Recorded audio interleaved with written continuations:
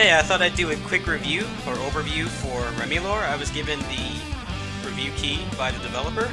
Overall, it's a pretty fun game. It's got a lot of glaring flaws. I think it actually does have quite a bit of unlockable content. It's not clear how it's unlocked, and I actually spent the better part of maybe 4 or 5 hours playing this, actually not making any progress at all. So the first thing is when you start the game, you'll have story mode and single player mode. I implore that you don't play single player mode unless you just want to get New Game Plus, because you can't actually unlock anything. The true final boss actually is not in the game at all unless you play on story mode, which I think is kind of odd because this mode is basically the same thing, it just doesn't have the cutscene. The story is, from what I've seen, nothing really to write home about, pretty generic anime stuff. So if you want to play co-op with a friend or something like that, or you just don't want to watch the cutscenes, then you can play this mode. However, it comes at the cost, I guess it's just a massive oversight. You can't unlock anything. I actually just played through the game with the cutscenes and unlocked like a whopping 2 weapons and the extra character and things like that. So once you finish the game, you actually get some interesting New Game Plus features which actually help to increase the variety. So you have normal mode, which is basically what you start with. Hard mode, pretty self-explanatory. You have a 1cc mode, which is basically just permadeath.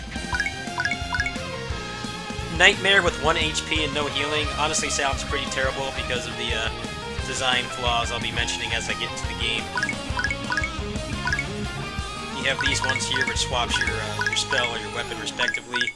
You have this one which increases your attack power but gives you slower attack speed, and this one is the opposite. This mode is actually quite fun. I think this would actually be the ideal speedrun mode because you actually run faster as well, so you can actually get to the fights quicker. And this is probably the nicest one. This lets you just choose your loadout, so if you want to unlock things after you've unlocked New Game Plus, it's probably the best one to go for. You can just give yourself an S-Class weapon. So let's go ahead and do that right now. There's 2 characters. When you unlock this character by playing in story mode and finishing the true last boss, which is her, you actually unlock the gauntlets and this character. But there's no like actual difference between playing them or anything.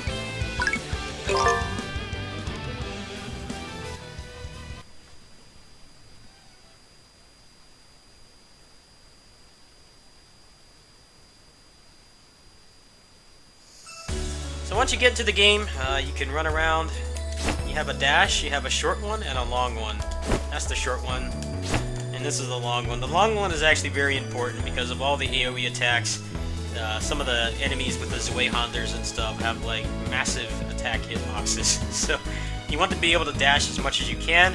However, the issue is that it's very difficult. It's like borderline impossible to dash through enemies.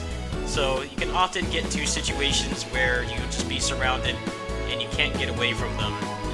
It gets pretty frustrating, honestly. One of the problems is that the level generation is random, like any other roguelike or roguelike game. However, you can get instances where it'll give you really small rooms with a bunch of the Zweihander enemies and the guys in the corner shooting at you, and you can't like really do a whole lot about that situation unless you're lucky enough to have an item that has a good spell on it. So for your upgrades, you have the chance to get better items in the pool.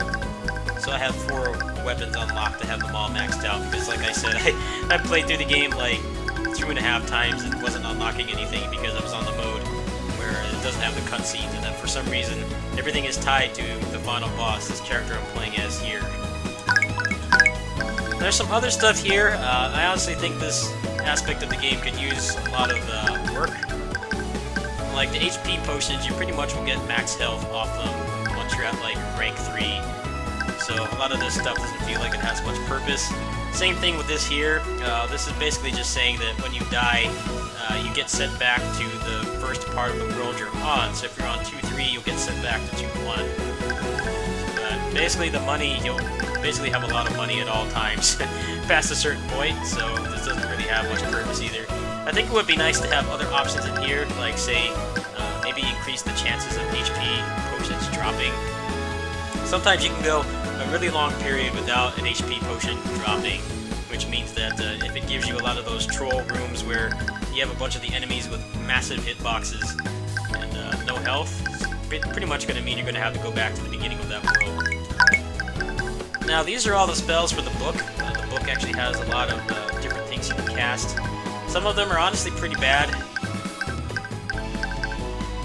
The Sonic Wave can be useful in those troll rooms, but you definitely would prefer something else. The Storm is really good. A lot of these other ones are actually pretty decent. It's really only a couple, like maybe the Sonic Wave, the Ninja, and the Ambush, which feel a little bit off. They aren't really worth investing in. So you'll have to unlock these through this menu, and at that point they can spawn on any respective weapon. I actually didn't understand that the first time, so my first run through this game I only had like 3 of them unlocked. So you definitely want to go in here and buy at least one rank of everything when you can.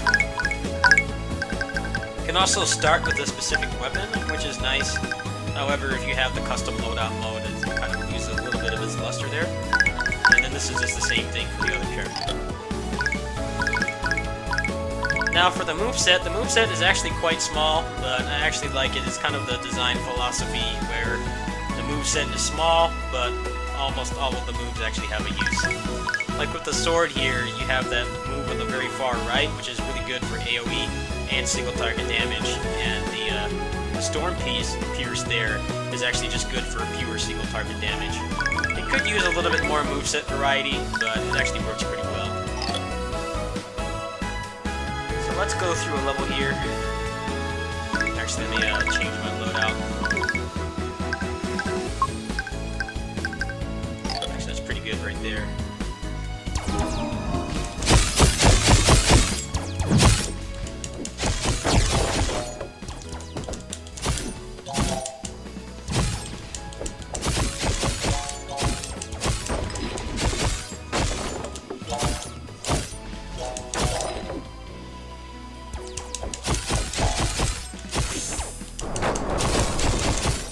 In terms of the frame rate, it definitely tanks quite a bit. I've seen it happens on the Switch as well. I think it's just poor optimization in general. This game really should not be taxing the Switch, let alone the PS4. But it's not too much of an issue.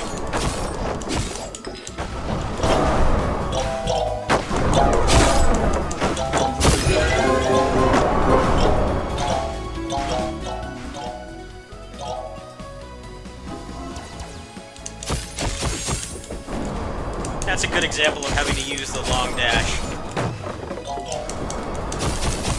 Otherwise that attack will always hit you.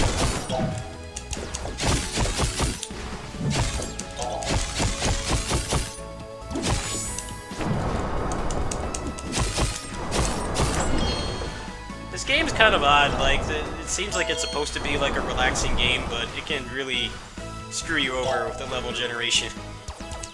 Also, that random item I just picked up will actually change certain aspects. Sometimes they're good things, sometimes they're bad things. Sometimes it'll give you a higher weapon rank, or sometimes it'll change your spell. And considering the couple of spells that are pretty bad, that can actually be a big problem.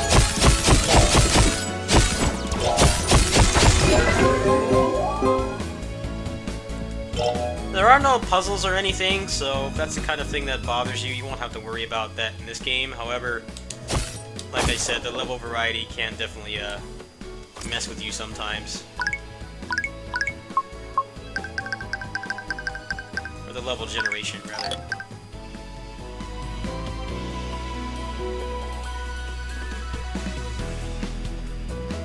You'll want to pick up every weapon you find at first. There'll actually be an exclamation point above the top of the weapon that will tell you if you've actually acquired it or not. You definitely want to do that because that's how you unlock them in the item pool.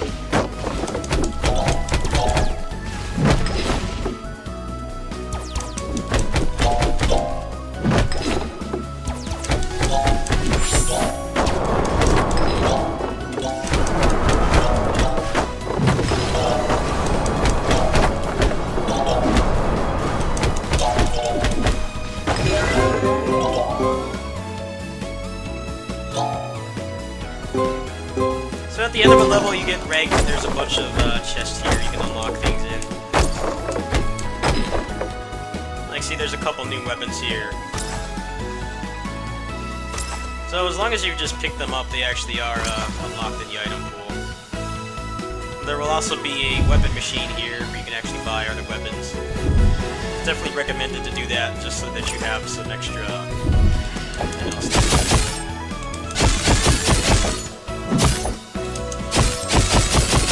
This moveset is actually pretty decent. I do think the balancing is a little off. You have this hammer in the game, and the hammer takes feels like a full half second to actually have an active hitbox, and in this game that can basically get you killed. So I basically never use the hammer. I definitely think the balancing could use a little work there. The moveset quality is actually quite good. It's just the variety that's lacking, and the hammer is the only weapon that feels borderline useless. Maybe on a boss it could have some use, but when you're fighting trash mobs, which is like 80% of the game, it definitely really feels lacking. So I'm gonna go ahead and back out just to keep the video length short, and I'll show you guys the bosses.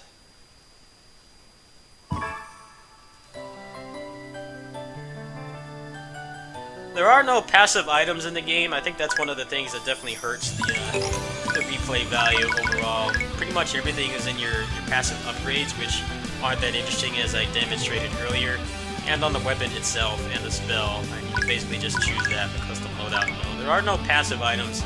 I definitely think that's something they should add to increase the replay value.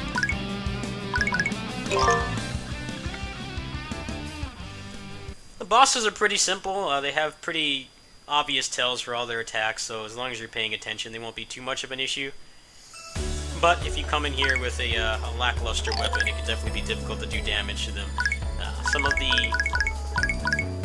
the magic spells you have actually don't work on the bosses at all. Like the slow, the freeze, the stun doesn't work either, sonic wave.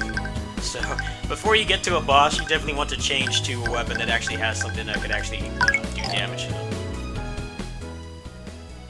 Like right now I have, what is it? The stun, which isn't going to work. Oh, it actually does work, but it works for like a second. It's not really useful.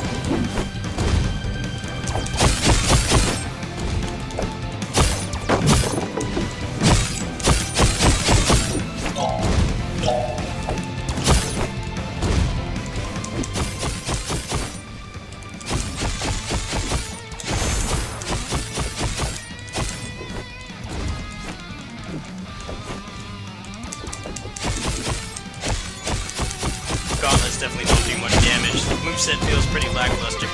Not as bad as the hammer, but the sword seems objectively better.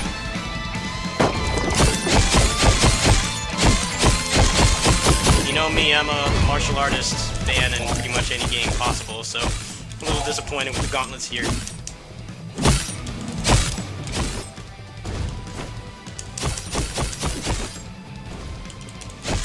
I also don't have a spell that actually does damage, so that could definitely slow down the clear times on bosses as well.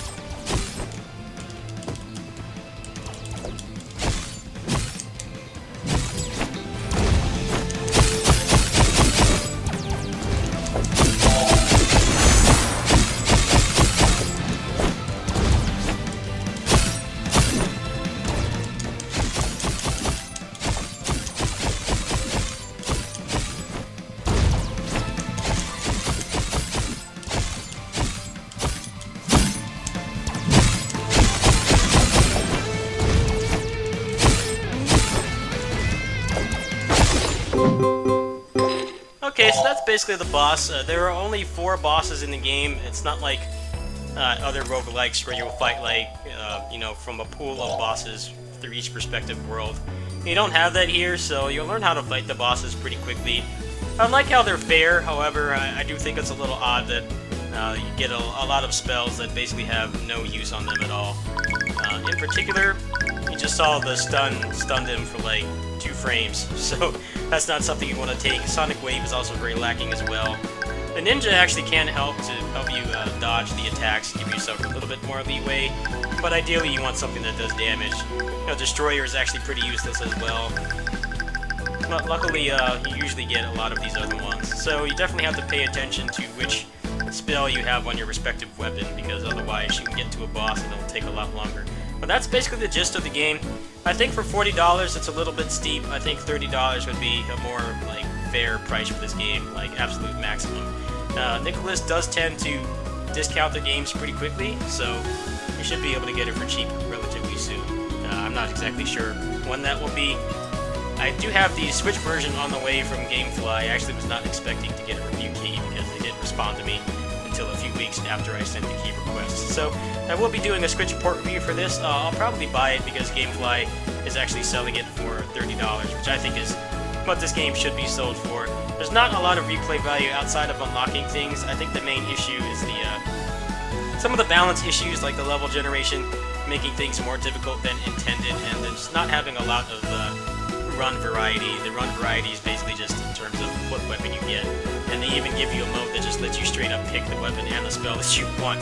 So I think it could use like some passive items or something to unlock to give the game a little bit more of an incentive to play besides just unlocking the weapons. But the moveset quality is actually quite good, so I'll definitely be playing this more casually. Probably when I get the Switch version, that's probably the one I'll be playing more. Now, there's one more thing I should mention. The game does have a suspend save or midterm save option, where you can actually resume the game at the level you were on.